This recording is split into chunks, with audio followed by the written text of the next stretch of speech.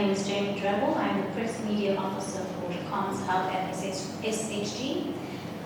We welcome the St. Helena Independent and St. FM representative Mike Olson and Anita Robertson, who is representing SAMS. We are holding this press conference today to discuss the immigration policy.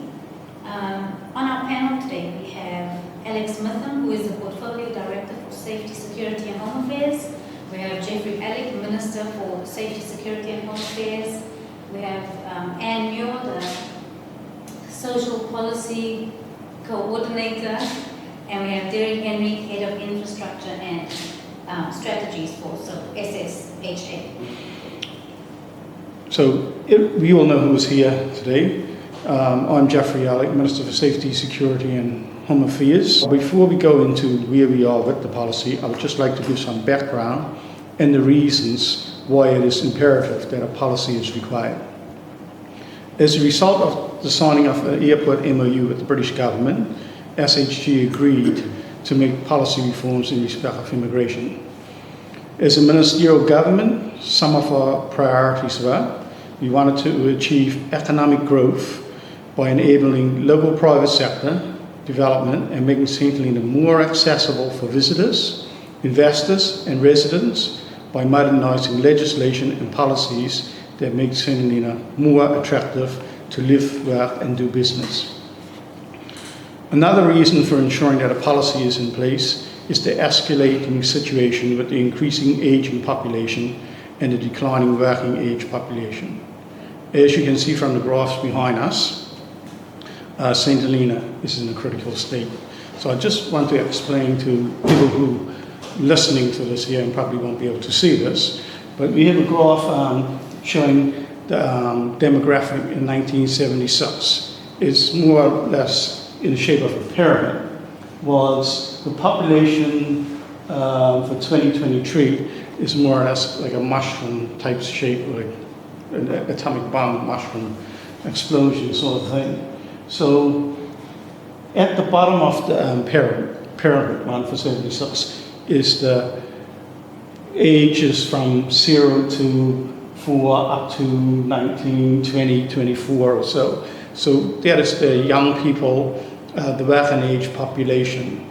At the top part is the aging population. So when you look at 2023 graph, at the bottom, you have very little young people working age population, but there's quite a lot of people at the top, which is the aging population.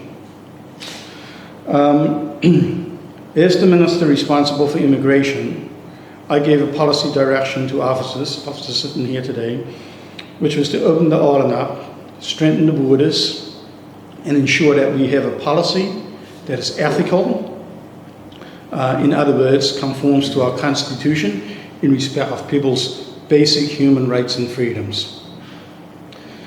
The policy will not be a magic bullet. Other government policies will need to align with the immigration policy if we are to achieve this government's priorities, which I mentioned before. I will also stress that this policy might not be what some might like or want. However, it is what St. Helena needs. I will hand you over to Derek, who will go through the processes, and then we'll come to Anne, and then we'll open and take some questions from yourselves. So Derek? Okay, thank you very much. So it was felt that the work done previously did not go far enough to take a strategic approach to immigration, in particular supporting growing the working age population. So we were tasked with considering all options to open up the island, and yet at the same time we had to look at ways of strengthening the border. So previous work was over-focused on operational issues and largely looked at the current immigration ordinance and what needed to be changed. So we took a step back from that. We took a step back from the operational issues and considered all of the options that we could possibly come up with, including options that were not ethical or constitutional. Now, the working group consisted of the head of export trade and investment, the investment coordinator, the government economist, a representative from the Attorney General's chambers, and staff from the immigration section. So we also considered key documents such as the St. Helena Government Vision and Strategy, the Labour Market Strategy, Sustainable Economic Development Strategy, the Immigration Enforcement International Report. Now this report that was produced by the Home Office Immigration Intelligence Network following a visit to St. Helena in 2018. And the purpose of that visit was for them to advise us on improving our border security. We also looked at feedback from public consultation exercise previously carried out for immigration. So we had 7 workshops, each lasting about 3 hours.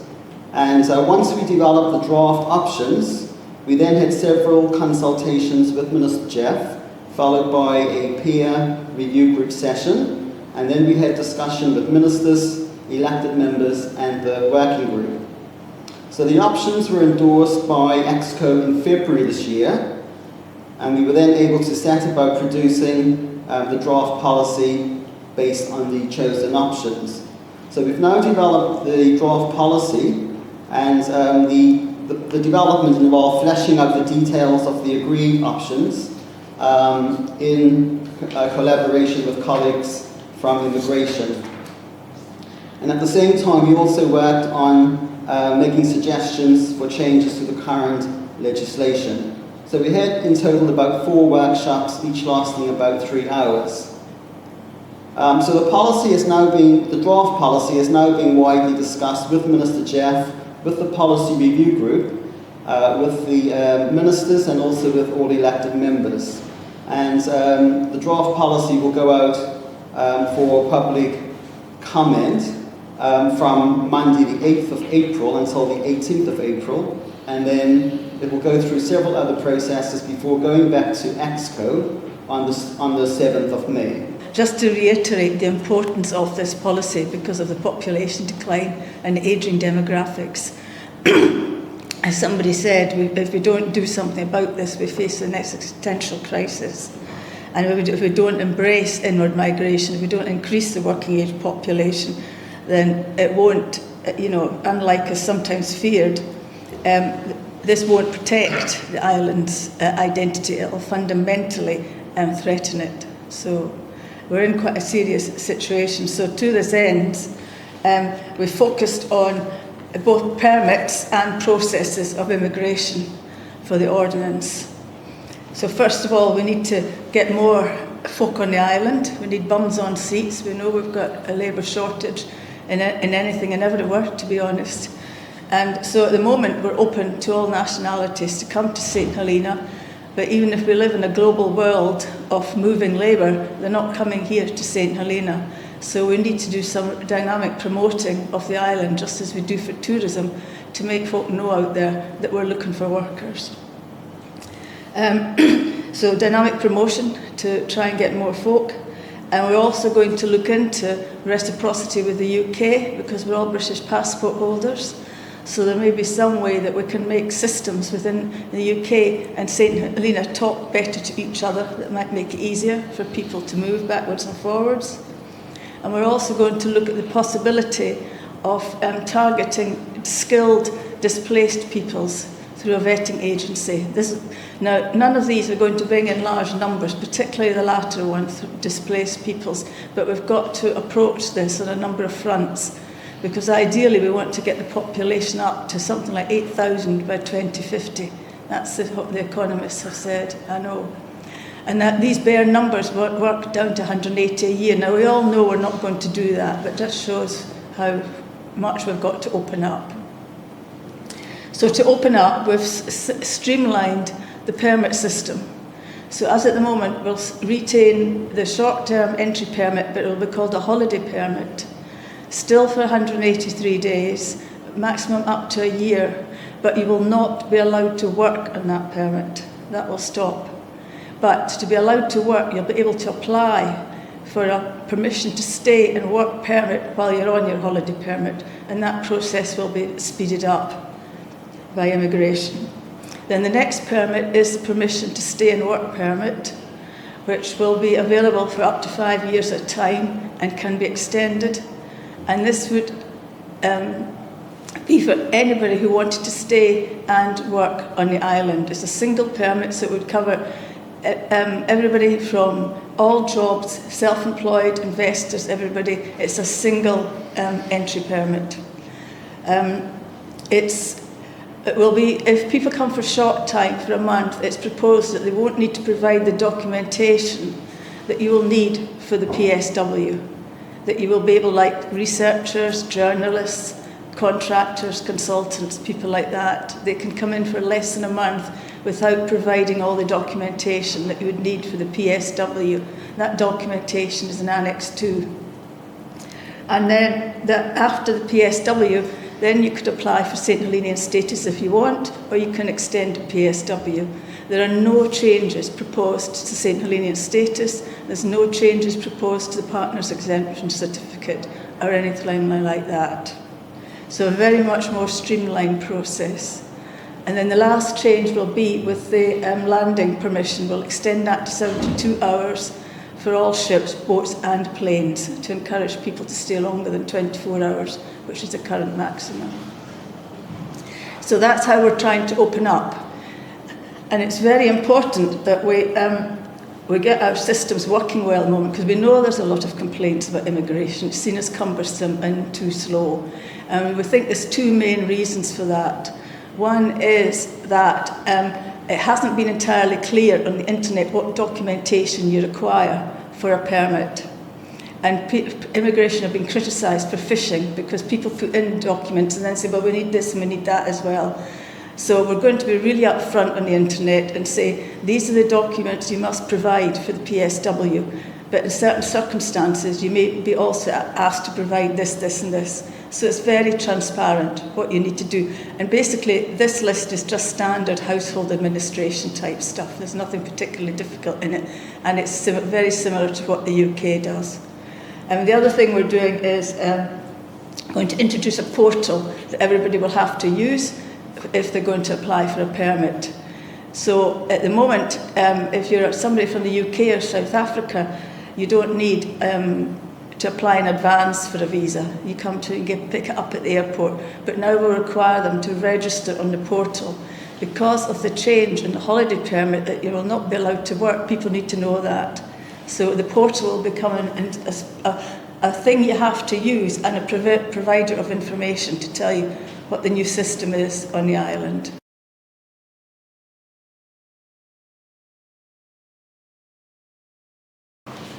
So practically, I just want to know how much more, the information that you're going to require for the work permits, how are you going to differentiate that between, because you're lumping all of these groups into one permit, but is there going to be different documentation that's required, and will that be then explained in the portal? Yes. Yeah, the documentation that will be required is exactly the same at the moment as is required, except it's not in a list. It's not there for people to see very easily, so that will be rectified. And also what we're proposing is that at the moment you come in for work and the worker goes through this process and the rest of the family doesn't. We're going to close that loophole for border security, and so the whole family would go through the process in a single movement, and once you're on the system, you're on the system. So even for regular visitors to the island, once you're on the system, when you come back, you just log in and we know who you are. So our due diligence is there for a long time, so you don't need to do it for every single visit. Yeah, just two a bit more fundamental questions than practical. And it has to do with, I know that we need more people on the island, everybody knows that. But the small workforce we have got, having made a review, if that workforce is employed or utilised in the best possible way. Because that's part one of the question. Part two, it appears that it's more, can we say, the non-productive sector. I'm not saying that in a bad way, but it's caring and nursing, and that's where the big shortages are.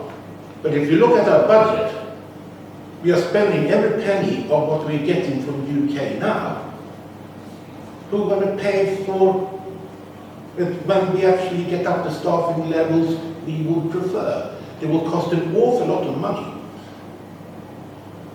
Because every new nurse, every new carer will need to be paid. And you can hardly pay for the people we got now when we're understaffed. So who are going to pay for all the people we are taking in? Because if they are in productive sectors and you get revenue, it will be one thing, but most of these ones are not.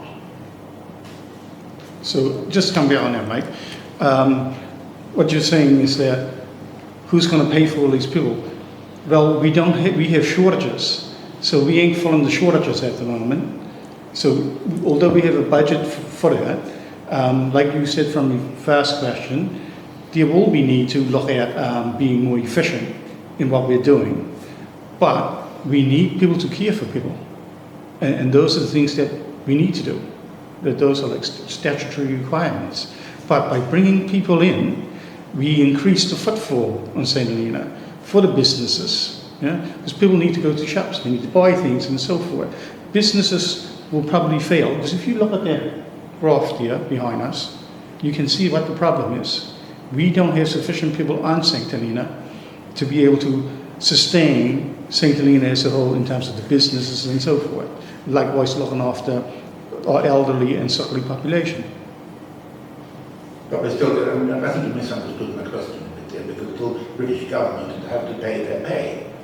And it's not more than you can do it now when you're understaffed. So you have to ask fundamentally for more money from UK to pay for these people coming in. Because not 100% will be regenerated in the economy. Yeah, but maybe 60% something can be regenerated in the economy. The rest we need an increased subsidy to pay for all the people. yeah, we can ask for increased subsidy, but we must show the British government that we are trying to help ourselves. Because I think that's probably the biggest problem at the moment. Because if we sit back, do nothing, the graph that you see at the back of us will get worse, and we won't be able to sustain ourselves from St. Helena. I think it's also fair to say that we're not expecting folk to rush to St. Helena. This is going to be a very, very slow, incremental process. We're not going to work miracles quickly. Ms. Jeff, what would you say is just the core message of this policy that you would like to get out to the public? So, first of all, I think what I'll say is, it's not a magic bullet. It will need the other policies to align with the immigration policy, so it's more conducive for people to come to St. Helena. But also, well, some of our people might not be happy with this policy, because this will be for the better good of St. Helena as a whole.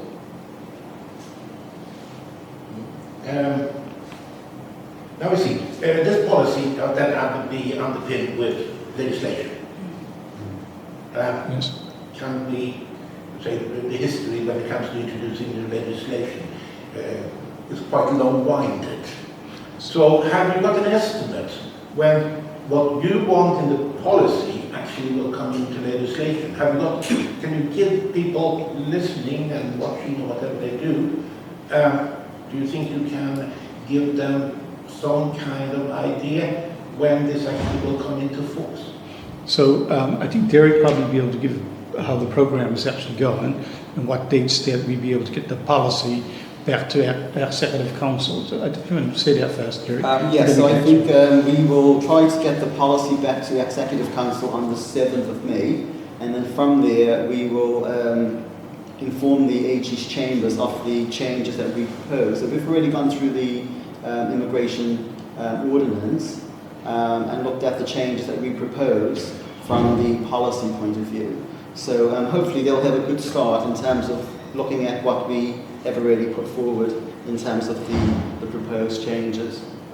Also, I would just like to say, in terms of the legislative program, immigration is one of our top priorities. So the Attorney General's chambers will need some time, but we don't expect them to be taking years or anything like that to deal with this matter. We would expect that once we put that in, that they will start working on those. Just bearing in mind that it's been top priority for the last 10 years. So that's why, of course, the question is relevant if it ever comes into law. Yeah, so I hear what you're saying. It's been top priority for the past 10 years. I cannot account for 10 years. I only can account for when I came in as minister for this portfolio.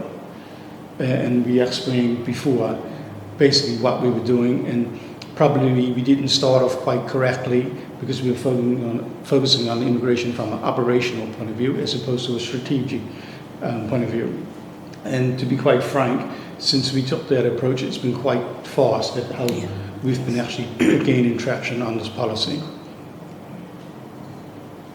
Thank you. Well, considering now that you said you're following more of a strategic approach as opposed to an operational approach, how practical would this then be for the operational side to implement it with the policy as guideline, and will it set out very clear lines for the immigration officers that would have to implement this and apply this?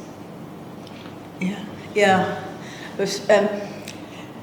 Border security is equally as important as opening up, and so we've worked very closely with the immigration department, and there's certain processes in that which will need to change, adjust. I talked about some of them, like the approach to documentation. We also need to looking for budgets to improve biometric security, hand scanners, that sort of thing. And also we've got a head of customs and immigration coming in, and they'll have a strong organisational development training remit as well. So what we should see is a big strengthening of the immigration department. This position would then be as a TC, or is someone in the immigration as such? Yes. Yes, it is a TC officer, and he should be arriving in July from UK Border Force. Do you want to follow up question on this point? I just want to ask, we've had in the past that if we have people coming in from outside, that there is kind of everyone will know that they come in with a preset ideas of what they're going to do here, and not necessarily aligned with what is already planned and happening on St. Helena. Would that person already be in the loop on what is planned to be implemented with the new policy, or are we going to face a period of realigning their views?